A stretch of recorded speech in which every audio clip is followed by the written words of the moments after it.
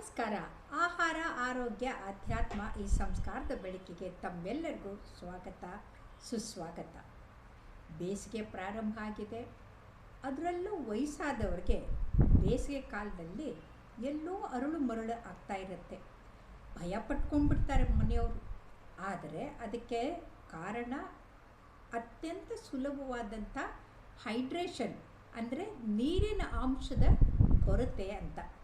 ಈ 2% ಅಂದರೆ ನಮ್ಮ ಶರೀರದಲ್ಲಿ ಸುಮಾರು 70-75% ನೀರಿನ ಅಂಶ ಇರುತ್ತೆ. ಅದರಲ್ಲಿ ಕೇವಲ 100ಕ್ಕೆ 2% ಕಡಿಮೆ ಆದರೂ ಕೂಡ ಅರಳು ಮರಳಾಗೋಕ್ಕೆ ಶುರು ಆಗಿಬಿಡುತ್ತೆ. ಎಲ್ಲೋ ಜ್ಞಾನ ಹೋದಂಗಾಗತ್ತೆ. ಅದಕ್ಕೆ ಕಾಗ್ನಿಟಿವ್ ಫಂಕ್ಷನ್ ಅಂತೀವಿ. ಅದರ ಜೊತೆಗೆ ಈ ನೀರಿನ ಅಂಶ ಯಾಕೆ ಮುಖ್ಯ ಅಂದರೆ, ಬೇಸಿಗೆ ಕಾಲದಲ್ಲಿ ಬೆವರ್ತೀವಿ. ಆ ಬೆವರೋದು ಏನು ಅಂದರೆ, ನಮ್ಮ ಶರೀರದ ತಾಪಮಾನವನ್ನು ಕಡಿಮೆ ಇಟ್ಕೊಳ್ಳೋಕ್ಕೆ ಆ ಬೆವರು ತಾಪಮಾನವನ್ನು ತಗೊಂಡು ನಮ್ಮ ಶರೀರವನ್ನು ಕೂಲಾಗಿಡುತ್ತೆ. ಎಷ್ಟು ನೀರು ಬೆವರಿನಲ್ಲಿ ಹೋಗಿರುತ್ತೋ ಅಷ್ಟು ನೀರನ್ನು ನಾವು ಸೇವಿಸದೇ ಇದ್ದರೆ ತೊಂದರೆ ಆಗುತ್ತೆ. ಹಾಗಾದರೆ ನೀರು ಆರೋಗ್ಯಕ್ಕೆ ಬಹಳ ಮುಖ್ಯ. ನೀರು ಎಷ್ಟು ಕುಡಿಬೇಕು, ಯಾಕೆ ಕುಡಿಬೇಕು, ಅದರಿಂದ ಏನು ಲಾಭ ಅಂತ ತಿಳ್ಕೊಳ್ಳೋದು ಬಹಳ ಮುಖ್ಯ. ಅದರಿಂದ ಒಂದು ಲಾಭ ಮೆದುಳಿಗೆ ಭಾಳ ಮುಖ್ಯ ಆಗುತ್ತೆ. ಯಾಕಂದರೆ ನಮ್ಮ ಮೆಮೊರಿ ಶಾರ್ಪ್ ಆಗುತ್ತೆ, ನಮ್ಮ ಮಾತುಗಳು ಕ್ಲಿಯರ್ ಆಗಿರುತ್ತೆ, ನಮ್ಮ ವಿಚಾರಗಳು ಕೂಡ ಚೆನ್ನಾಗಿರುತ್ತೆ. ಯಾವಾಗ ನೀರಿನ ಅಂಶ ಕಡಿಮೆ ಆಗುತ್ತೋ ಆವಾಗ ಅರಳು ಮರಳಾಗತ್ತೆ, ಕಾಗ್ನಿಟಿವ್ ಫಂಕ್ಷನು ಕಡಿಮೆ ಆಗುತ್ತೆ. ಎರಡನೇದು, ಅದು ನಮ್ಮ ಜಾಯಿಂಟು ಅಂದರೆ ಮೂಳೆ ಸಂಧಿಗಳಲ್ಲಿ ಇರುವಂಥ ಲುಬ್ರಿಕೇಷನ್ನ ಇಂಪ್ರೂವ್ ಮಾಡುತ್ತೆ. ಹಾಗಾಗಿ ಜಾಯಿಂಟ್ಗಳಿಗೆ ಕೂಡ ಭಾಳ ಮುಖ್ಯ ಆಗುತ್ತೆ. ಇನ್ನು ನೀರು ಕುಡಿಯೋದ್ರಿಂದ ನಮಗೆ ಬೇಡವಾದಂಥ ತ್ಯಾಜ್ಯವನ್ನು ಹೊರಗಡೆಗೆ ಹಾಕ್ಬೋದು. ಅದು ಕಕ್ಕಸದ ಮುಖಾಂತರ ಅಥವಾ ಮಲಮೂತ್ರದ ಎರಡೂ ಕೂಡ ವಿಸರ್ಜನೆಗೆ ಬೇಕಾಗುವಂಥದ್ದು ನೀರು ಕಡಿಮೆ ಆದರೆ ಕಾನ್ಸ್ಟಿಪೇಷನ್ ಆಗುತ್ತೆ. ನೀರು ಕಡಿಮೆ ಆದರೆ ಒಂದು ಕಲರು ಹಳದಿ ಆಗೋಗ್ಬಿಡುತ್ತೆ.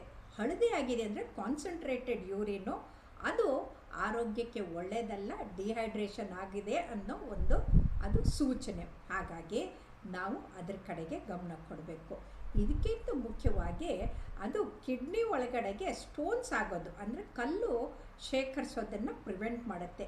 ಎಷ್ಟು ನೀರು ತೊಳ್ಕೊಂಡು ಹೋಗುತ್ತೋ ಅಷ್ಟು ಕಿಡ್ನಿಗಳು ಅಂದರೆ ಮೂತ್ರಪಿಂಡಗಳು ಚೆನ್ನಾಗಿರುತ್ತೆ. ಹಾಗಾಗಿ ನೀರನ್ನು ಕುಡಿಬೇಕು. ಇದರ ಜೊತೆಗೆ ಅದು ಚರ್ಮದವನ್ನು ಚೆನ್ನಾಗಿಟ್ಟುತ್ತೆ. ನಮ್ಮ ಕೇವಲ ಮುಖದ ಚರ್ಮ ಅಲ್ಲ, ಇಡೀ ಶರೀರದ ಚರ್ಮ ಕೂಡ ಮಾಯ್ಸ್ಟ್ ಆಗಿ ಚೆನ್ನಾಗಿರೋದು ಭಾಳ ಮುಖ್ಯ. ಇದರ ಜೊತೆಗೆ ಬ್ರೇನ್ನಲ್ಲಿ ಮೂಡ್ ಎಲಿವೇಷನ್ನು, ಫ್ಲಕ್ಚುಯೇಷನ್ನು ಹೆಚ್ಚು ಕಡಿಮೆ ಆಗುತ್ತೆ. ಎಷ್ಟೋ ಜನಕ್ಕೆ ಹೀಟ್ ಸ್ಟ್ರೋಕ್ ಆಗಿಬಿಟ್ಟು ಅನ್ಕಾನ್ಷಿಯಸ್ ಆಗಿ ಹೋಗ್ಬಿಡ್ತಾರೆ. ಹಾಗಾಗಿ ನಮ್ಮ ಸ್ಟ್ರೆಸ್ ಲೆವೆಲ್ಲು ಕಡಿಮೆ ಆಗಬೇಕು. ಆಮೇಲೆ ನಮಗೆ ಬುದ್ಧಿ ಭ್ರಮಣೆ ಆಗದಾಗೆ ಇರಬೇಕು ಅಂದರೆ ನೀರನ್ನು ಅದು ವಯಸ್ಸಾದವರು ಕುಡಿಲೇಬೇಕು. ಇನ್ನು ಮಸಲ್ಸಲ್ಲಿ ಏನಾಗುತ್ತೆ, ಸ್ನಾಯುಗಳಲ್ಲಿ ನೀರಿನ ಅಂಶ ಹೋದರೆ ಎಲೆಕ್ಟ್ರೋಲೈಟ್ಸ್ ಹೋಗುತ್ತೆ. ಅದರ ಜೊತೆಗೆ ಕಾಲಿಗೆ ಕ್ರ್ಯಾಂಪ್ಸ್ ಬರೋದು ಕೂಡ ಕಡಿಮೆ ಆಗುತ್ತೆ. ಇದರ ಜೊತೆಗೆ ನೀರನ್ನು ಎಷ್ಟು ಕುಡಿತೀವೋ ಅಷ್ಟು ನಮ್ಮ ಜಠರ ಅಂದರೆ ಸ್ಟಮಕ್ಕು ಅದರ ಕಾರ್ಯನಿರ್ವಹಣೆ ಚೆನ್ನಾಗಾಗತ್ತೆ. ಸೊ ನೀರನ್ನು ಕುಡಿದ್ರೆ ಡೈಜೆಷನ್ನು ಚೆನ್ನಾಗಾಗತ್ತೆ, ಅಸಿಮ್ಯುಲೇಷನ್ ಚೆನ್ನಾಗಾಗತ್ತೆ. ನಮ್ಮ ಈ ಜೀರ್ಣವಾದಂಥ ಪದಾರ್ಥಗಳು ನಮ್ಮ ಶರೀರದ ಒಳಗಡೆ ಹೋಗಿ ನಮ್ಮ ಶರೀರದಲ್ಲಿರುವಂಥ 60 ಟ್ರಿಲಿಯನ್ ಜೀವ ಕಣಗಳಿಗೆ ಪ್ರಾಣವಾಯು ಪೋಷಣೆ ಮುಟ್ಟಿಸೋಕ್ಕೆ ಈ ನೀರಿನ ಅಂಶ ಭಾಳ ಮುಖ್ಯ ಆಗುತ್ತೆ. ನಮ್ಮ ಹೃದಯ ಮಿಡಿದಾಗ ರಕ್ತ ಹೊರಹೊಮ್ಮುತ್ತಲ್ಲ, ಅದರಲ್ಲಿ ನೀರಿನ ಅಂಶ ಇದ್ದರೆ ಸರಿ, ಅಲ್ಲಿ ಡಿಹೈಡ್ರೇಷನ್ ಆಗಿ ಅದು ರಕ್ತ ಗಟ್ಟಿಯಾಗಿದ್ದೇ ಆದರೆ ಅಲ್ಲಿ ಥ್ರಾಂಬೋಸಿಸ್ ಆಗಿ ಸ್ಟ್ರೋಕ್ ಆಗೋದು, ಹಾರ್ಟ್ ಅಟ್ಯಾಕ್ ಆಗೋದು ಕೂಡ ಜಾಸ್ತಿ ಆಗುತ್ತೆ. ಇದರ ಜೊತೆಗೆ ನಾವು ಹೈಡ್ರೇಷನ್ ಇಂಪ್ರೂವ್ ಮಾಡ್ಕೊಳ್ಳದೇ ಇದ್ದರೆ ಇನ್ಸುಲಿನ್ ಸೆನ್ಸಿಟಿವಿಟಿ ಜಾಸ್ತಿ ಆಗುತ್ತೆ. ಅಂದರೆ ಯಾರು ಸರಿಯಾಗಿ ನೀರು ಕುಡಿಯೋದಿಲ್ವಲ್ಲ ಅವ್ರಿಗೆ ಶುಗರ್ ಲೆವೆಲ್ಸು ಜಾಸ್ತಿ ಆಗ್ತಾ ಹೋಗುತ್ತೆ. ಯಾಕಂತಂದರೆ ಅಲ್ಲಿ ನೀರಿನ ಅಂಶ ಇಲ್ಲದೆ ಜೀವ ಕಣಗಳು ಇನ್ಸುಲಿನ್ನ ತಗೊಂಡು ಡೈಜೆಸ್ಟ್ ಮಾಡೋಕ್ಕೆ ಆಗದೇ ಇಲ್ಲ. ಹಾಗಾಗಿ ಈ ಇನ್ಸುಲಿನ್ ಸೆನ್ಸಿಟಿವಿಟಿ ಚೆನ್ನಾಗಾಗಬೇಕು ಅಂದರೆ ನೀರನ್ನು ಕುಡಿಬೇಕು. ಈ ನೀರನ್ನು ಎಷ್ಟು ಕುಡಿಬೇಕು? ಸಾಮಾನ್ಯವಾಗಿ ಗಂಡಸರಿಗೆ ಸುಮಾರು 3.5 ಲೀಟರು ಅಂದರೆ 15 ಕಪ್ ನೀರು ಕುಡಿಬೇಕಾಗತ್ತೆ. ಹೆಣ್ಮಕ್ಕಳು 2.5 ಲೀಟರು ಅಂತಂದರೆ 11ರಿಂದ 12 ಕಪ್ಪು ನೀರನ್ನು ಕುಡಿಬೇಕಾಗತ್ತೆ. ಯಾಕಂದರೆ ನಮ್ಮ ತೂಕದ ಮೇಲೆ ಹೋಗುತ್ತೆ. 55ರಿಂದ 75 kg ಇದ್ದವ್ರಿಗೆ ಇಷ್ಟು ನೀರು ಸಾಕಾಗತ್ತೆ. ಹಾಗಾದರೆ ನೀರನ್ನು ಯಾವಾಗ, ಹೇಗೆ, ಯಾವ ರೀತಿಯಿಂದ ಕುಡಿಬೇಕು ಅಂತ ತಿಳ್ಕೊಳ್ಳೋದು ಬಹಳ ಮುಖ್ಯ. ನೀರನ್ನು ಬೆಳಗ್ಗೆ ಎದ್ದ ತಕ್ಷಣ ಬೆಡ್ ಕಾಫಿ ಅಲ್ಲ, ಬೆಡ್ ಟೀ ಅಲ್ಲ, ಹಲ್ಲು ಇದೆಲ್ಲ, ನಾವು ಹಲ್ಲು ಉಜ್ಜಿಕೊಳ್ತಾ ಇದ್ದಂಗೆ ಒಂದು ಲೋಟ ಉಗುರು ಬೆಚ್ಚಗಿರೋ ನೀರಿಗೆ ಒಂದು ಅರ್ಧ ಲಿಂಬೆಹಣ್ಣು, 1 ಸ್ಪೂನ್ ಜೇನುತುಪ್ಪ ಹಾಕ್ಕೊಂಡು ಕುಡಿದ್ರೆ ನಮ್ಮ ತೂಕ ಕಡಿಮೆ ಆಗುತ್ತೆ, ನಮ್ಮ ಶರೀರದ ಡಿಟಾಕ್ಸಿಫೈ ಆಗುತ್ತೆ, ಬೇಡವಾದಂಥ ಎಲ್ಲ ಟಾಕ್ಸಿನ್ಗಳು ಹೊರಟೋಗುತ್ತೆ, ಆರೋಗ್ಯ ಚೆನ್ನಾಗಾಗುತ್ತೆ.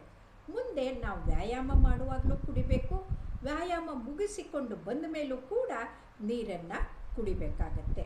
ಈ ನೀರನ್ನು ಹೇಗೆ ಕುಡಿಯೋದು ಅಂತಂದರೆ, ಎಷ್ಟೋ ಜನ ಆ ನೀರನ್ನು ಫ್ರಿಜ್ಜಲ್ಲಿಟ್ಕೊಂಡು ಫ್ರಿಜ್ಜಲ್ಲಿರೋ ನೀರನ್ನು ಕುಡಿತಾರೆ. ಅದು ಐಸ್ ಹಾಕ್ಕೊಂಡು ಕುಡಿತಾರೆ. ಅದು ಒಳ್ಳೆಯದಲ್ಲ. ಇದಕ್ಕೆ ಯಾವಾಗ ನಾವು ನೀರಿಗೆ ಒಂದು ಮಿಂಟ್ ಅಂತಂದರೆ ಈ ಇದ್ರದ್ದು ಸೊಪ್ಪನ್ನು ಒಂದು ಎಂಥದ್ದು ನಮ್ಮ ಕುಕುಂಬರ್ ಅಂತಂತಂದರೆ ಸೌತೆಕಾಯಿನ ಪೀಸ್ ಹಾಕ್ಬೋದು, ಲಿಂಬೆಹಣ್ಣು ಪೀಸ್ಗಳನ್ನ ಹಾಕ್ಬೋದು, ಇಲ್ಲ ಅಂತಂದರೆ ಪುದೀನ ಸೊಪ್ಪನ್ನು ಹಾಕ್ಬೋದು, ತುಳಸಿ ಸೊಪ್ಪನ್ನು ಹಾಕ್ಬೋದು. ಹೀಗೆ ದಿನಕ್ಕೆ ಒಂದೊಂದು ಎಲೆಗಳನ್ನ ನೀವು ಜಗ್ಗಿನಲ್ಲಿ ಹಾಕಿಟ್ರೆ ಮನೆಯವ್ರಿಗೆಲ್ಲ ರುಚಿಕರವಾದಂಥ ಆರೋಗ್ಯಕರವಾದಂಥ ಅದು ನೀರು ಸಿಕ್ಕತ್ತೆ ಅನ್ನೋದರಲ್ಲಿ 2 ಮಾತಿಲ್ಲ. ಎಷ್ಟೋ ಜನ ಚಳಿ ಅಂತ ಸೆಕೆ ಅಂತಂದ್ಬಿಟ್ಟು ಫ್ರಿಜ್ ತೆಗೆದ್ಬಿಟ್ಟು ಐಸ್ ಹಾಕ್ಕೊಂಡು ಕುಡಿತಾರೆ. ಅದು ಒಳ್ಳೆಯದಲ್ಲ.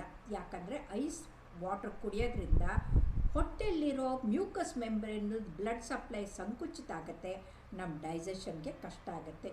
ಎಷ್ಟೋ ಜನ ಫ್ರಿಜ್ ತುಂಬ ಇದು ಡ್ರಿಂಕ್ಸ್ದು ಅಂತಂದರೆ ಈ ಶುಗರ್ ಇರುವಂಥ ಸಕ್ಕರೆ ಸಿರಪ್ಗಳಿರುವಂಥ ಆ ಮಾಜಾ ಅದು ಇದು ಅಂತ ಇಟ್ಕೊಂಡಿರ್ತಾರೆ, ಫಿಝಿ ಡ್ರಿಂಕ್ಗಳನ್ನ ಇಟ್ಟಿರ್ತಾರೆ.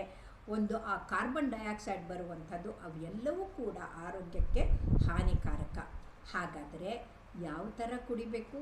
ಬೆಳಿಗ್ಗೆ ಎದ್ದ ತಕ್ಷಣ ನಾನು ಹೇಳಿದೆ, ಬೆಚ್ಚಗಿರೋ ನೀರಿಗೆ ಲಿಂಬೆಹಣ್ಣು ಮತ್ತು ಏಲಕ್ಕಿ ಹಾಕ್ಬೋದು, ಏಲಕ್ಕಿ ಹಾಕದಿದ್ದರೂ ಕೂಡ ಜೇನುತುಪ್ಪ ಹಾಕ್ಕೊಂಡು ಕುಡಿಬೋದು. ಮುಂದೆ ನಾವು ವ್ಯಾಯಾಮ ಮಾಡಿದಾಗ ಕುಡಿಬೇಕು. ಆಮೇಲೆ ಬೆಳಿಗ್ಗೆ 10:30 ಗಂಟೆ ಅಷ್ಟೊತ್ತಿಗೆ 10:10ವರೆಗೆ ಆವಾಗ ಇನ್ನೊಂದು ಲೋಟ ನೀರನ್ನು ಅಥವಾ ನೀರು ಮಜ್ಜಿಗೆಯನ್ನು ಕುಡಿಬೋದು. ಅದ ನಂತರ ಊಟದ ಮೊದಲು ಅರ್ಧ ಗಂಟೆ ಮೊದಲು 1 ಲೋಟ ನೀರನ್ನು ಕುಡಿದ್ರೆ ಹೊಟ್ಟೆಯಲ್ಲಿರೋ ಹೈಡ್ರೋಕ್ಲೋರಿಕ್ ಆ್ಯಸಿಡ್ಡು ಅತ್ಯಂತ ಸರಿಯಾಗಿ ನಮ್ಮ ಡೈಜೆಷನ್ನು ಚೆನ್ನಾಗಾಗತ್ತೆ. ನಮಗೆ ಆರೋಗ್ಯಕರವಾದಂಥ ಆಹಾರ ಸೇವನೆ ಇದ್ದಿದ್ದು ಅರಿಗೆ ನಮ್ಮ ಶರೀರಕ್ಕೆ ಬೇಕಾಗುವಂಥ ನ್ಯೂಟ್ರಿಷನ್ ಅನ್ನು ಅದು ಕೊಡುತ್ತೆ. ಹಾಗಾಗಿ ನಮ್ಮ ಡೈಜೆಷನ್ನು ಅಸಿಮ್ಯುಲೇಷನ್ನು ಚೆನ್ನಾಗಾಗಬೇಕಂದ್ರೆ ಊಟದ ಮೊದಲು ಕುಡಿಬೇಕು. ಊಟದ ನಂತರ ನಾವು ನೀರು ಮಜ್ಜಿಗೆಯನ್ನು ಮತ್ತೆ ಕುಡಿಬೋದು. ಮಜ್ಜಿಗೆಗೆ ನೀವು ಕೊತ್ತಂಬರಿ, ಜೀರಿಗೆ, ಅಜವಾನ ಹಾಕ್ಕೊಂಡು ಕುಡಿದ್ರೆ ಡೈಜೆಷನ್ನು ಚೆನ್ನಾಗಾಗಿರುತ್ತೆ, ಕೊಲೆಸ್ಟ್ರಾಲ್ ಅಬ್ಸಾರ್ಪ್ಷನ್ನು ಆಗೋದಿಲ್ಲ, ಆರೋಗ್ಯಕ್ಕೆ ಬಹಳ ಮುಖ್ಯ. ಮುಂದೆ ಸಾಯಂಕಾಲದ ಹೊತ್ತಿಗೆ 3-4 ಗಂಟೆ ಹೊತ್ತಿಗೆ ಆವಾಗ ಮತ್ತೆ ನೀವು ನೀರು ತೊಗೊಳ್ಬೋದು. ಆ ನೀರನ್ನು ನೀವು ಕಲ್ಲಂಗಡಿ ಹಣ್ಣಿನ ಜ್ಯೂಸಾಗಿ ಕುಡಿಬೋದು ಅಥವಾ ಯಾವುದೇ ಹಣ್ಣಿನ ಜ್ಯೂಸಾಗಿ ತೊಗೊಳ್ಬೋದು. ಆ ಜ್ಯೂಸ್ಗಿಂತಲೂ ಹಣ್ಣನ್ನೇ ತಿಂದರೆ ವಾಸಿ, ಆದರೂ ನೀರಿರುವಂಥ ಹಣ್ಣುಗಳನ್ನು ತಗೊಂಡ್ರೆ ಆರೋಗ್ಯಕ್ಕೆ ಒಳ್ಳೆಯದು. ಒಂದು ನೆನಪಿಟ್ಕೊಳ್ಳಿ, ಕಾಫಿ ಬೆಳಗ್ಗೆ ಕುಡಿಬೋದು, ಆದರೆ 5 ಗಂಟೆ ಮೇಲೆ ಕಾಫಿನ ಕುಡಿದ್ರೆ ರಾತ್ರಿ ನಿದ್ರೆ ಬರೋದಿಲ್ಲ. ಆಮೇಲೆ ಕಾಫಿ ಡಯೂರಿಟಿಕ್ ಅಂದರೆ ಜಾಸ್ತಿ ಮಾಡುತ್ತೆ, ಅದು ಒಳ್ಳೆಯದಲ್ಲ. ರಾತ್ರಿ ನಿದ್ರೆ ಕೆಡಿಸಿ ನೀವು 1ಕ್ಕೆ ಏಳಬೇಕಾಗತ್ತೆ. ಹಾಗಾಗಿ ಆವಾಗ ಕಾಫಿ ಕುಡಿಯೋದು 5 ಗಂಟೆ ಮೇಲೆ ಒಳ್ಳೆಯದಲ್ಲ.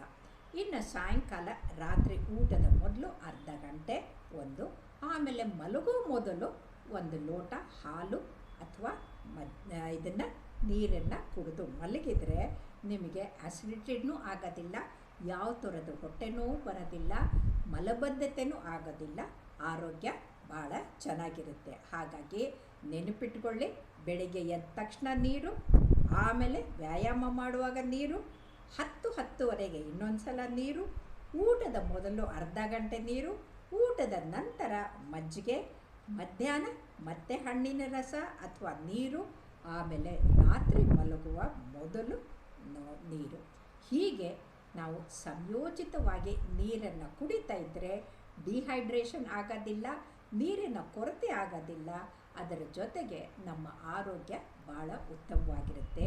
ನೆನಪಿಟ್ಕೊಳ್ಳಿ, ನಮ್ಮ ಶರೀರದಲ್ಲಿ 60 ಟ್ರಿಲಿಯನ್ ಜೀವಕಣಗಳಿದೆ. ಆ 60 ಟ್ರಿಲಿಯನ್ ಜೀವಕಣಗಳಿಗೆ ಪ್ರಾಣವಾಯು ಪೋಷಣೆ ಹೋಗಬೇಕು ಅಂದರೆ ನಮ್ಮ ಹೃದಯ ಮಿಡಿದಾಗ ಆ ರಕ್ತ 60,000 ಮೈಲಿ ರಕ್ತನಾಳದಲ್ಲಿ ಹರಿಯುತ್ತೆ. ಆ ರಕ್ತ ಸರಬರಾಜಾಗಿದ್ದು ಪ್ರತಿ ಕಣಗಳಲ್ಲಿ ರಾಸಾಯನಿಕ ಕ್ರಿಯೆ ಅಂದರೆ ಪ್ರತಿ ಸೆಕೆಂಡಿಗೆ 60 ಟ್ರಿಲಿಯನ್ ರಾಸಾಯನಿಕ ಕ್ರಿಯೆಗಳೇ ಆಗ್ತಾಯಿದೆ. ಈ ರಾಸಾಯನಿಕ ಕ್ರಿಯೆಗಳಿಗೆ ಬೇಕಾಗಿರುವಂಥದ್ದು ಪ್ರಾಣವಾಯು ಪೋಷಣೆ ಜೊತೆಗೆ ನೀರು. ಹಾಗಾಗಿ ನೀರನ್ನು ಕುಡಿತಿರ್ತಾನೆ, ಎಷ್ಟು ನೀರು ಕುಡಿತೀರೋ ಅಷ್ಟು ಆರೋಗ್ಯವಂತರಾಗಿರ್ತೀರಿ. ಆದರೆ ನೆನ್ಪಿಟ್ಕೊಳ್ಳಿ, ಯಾರಿಗೆ ಹಾರ್ಟ್ ಟ್ರಬಲ್ ಇರುತ್ತೋ, ಹಾರ್ಟ್ ನಿಷ್ಕ್ರಿಯ ಆಗಿರುತ್ತೋ ಅವರು ನೀರನ್ನು ಕಡಿಮೆ ತಗೊಳ್ಬೇಕು. ವೈದ್ಯರ ಹತ್ರ ಕೇಳಿಕೊಂಡು ಎಷ್ಟು ಬೇಕೋ ಅಷ್ಟನ್ನು ಕುಡಿಬೇಕು. ಮಿಕ್ಕವರು ಮಕ್ಕಳು ಎಲ್ಲರೂ ಕುಡೀರಿ.